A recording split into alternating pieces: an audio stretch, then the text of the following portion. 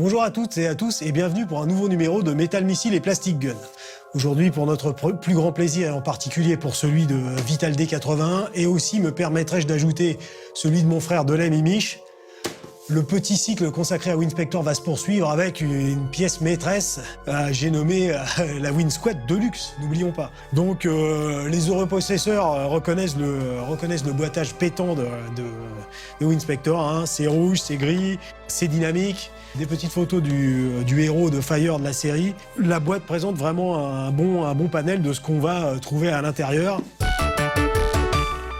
Et sous vos yeux éblouis, je vais extirper la superbe, la magnifique, j'ai nommé la Winsquad. Donc voilà une superbe voiture, hein. Je vous la montre rapidement. Le gyrophare, bon, personnellement j'ai toujours regretté qu'il ne s'allume pas, mais bon, il faut pas être trop exigeant étant donné les possibilités du jouet. Nous allons voir ça dans quelques minutes. Voilà, on remarquera au passage que la Winsquad est une version de la Chevrolet Camaro, hein. Vous voyez, le capot et les phares sont caractéristiques.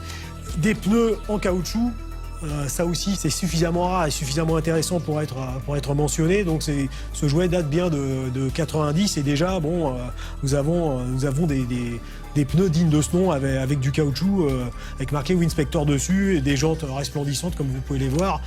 Et une fois que à l'intérieur, notre héros Ryoma possède la S-Picardo, c'est-à-dire la carte de transformation qui permet de transformer la Winsquad en Windfire, car l'autre avatar de ce superbe jouet est nommé Windfire. Donc dans la série, de même, Ryoma introduit la S-Picardo dans le tableau de bord de la Winsquad, ce qui déclenche la transformation. Ici, pour figurer cette transformation, une fois de plus, Bandai nous montre son désir de coller au plus près à la série qu'on pouvait voir à la télévision. Vous avez ici donc la S-Picardo avec deux encoches que vous introduisez à l'arrière de la Winsquad. Et quand vous appuyez, hop, début de transformation. Donc ça fait sortir un moteur plus puissant supplémentaire et puis des accessoires de sauvetage. Ensuite, vous procédez à la transformation du capot.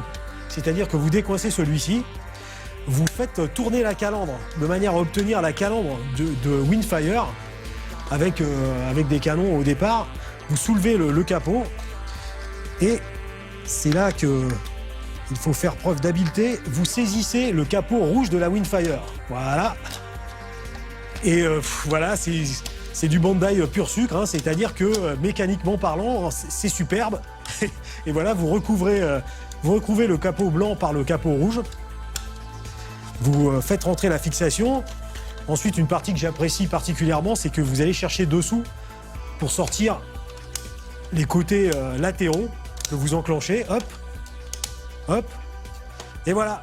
Et là, vous avez la Windfire, c'est-à-dire la Winsquad transformée en véhicule de réelle intervention.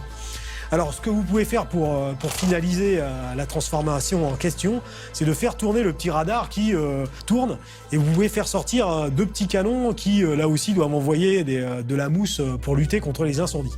Voilà le deuxième avatar de ce jouet. Donc on est passé de Winsquad à Windfire.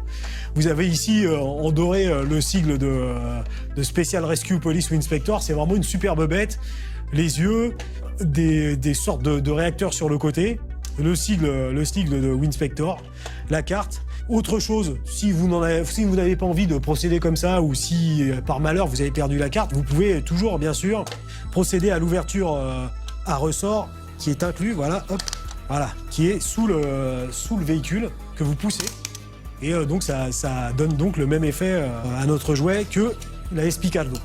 Donc voilà, je pense que les heureux possesseurs de cette superbe pièce écraseront une petite larme parce que c'est vraiment quelque chose de génial. Le plaisir indicible va continuer puisque, et oui, le cockpit s'ouvre de manière à ce que notre ami Ryoma, une fois qu'il a revêtu le Crush Tector et qu'il est devenu Fire, puisse prendre place à l'intérieur de son superbe véhicule. Il y a deux sièges à l'intérieur de la Winsquad, mais je doute que, étant donné l'envergure de nos héros, il soit possible d'en mettre deux à l'intérieur, mais ce n'est pas grave. Donc voilà, quand vous possédez tous ces jouets, vous avez vraiment tout un tas de possibilités. Le mettre à l'intérieur, le mettre à côté, le faire poser. aussi bien, nous allons le voir un peu plus tard, sous la forme de la Winsquad ou sous la forme de la Windfire. C'est vraiment, c'est vraiment extraordinaire, du Bandai qui déjà nous proposait des réalisations techniques très très intéressantes. Voilà, de la voiture de haute cylindrée, des flammes à éteindre, des héros en pleine action. Les jouets sont quelque chose de beaucoup trop sérieux pour être confiés aux enfants.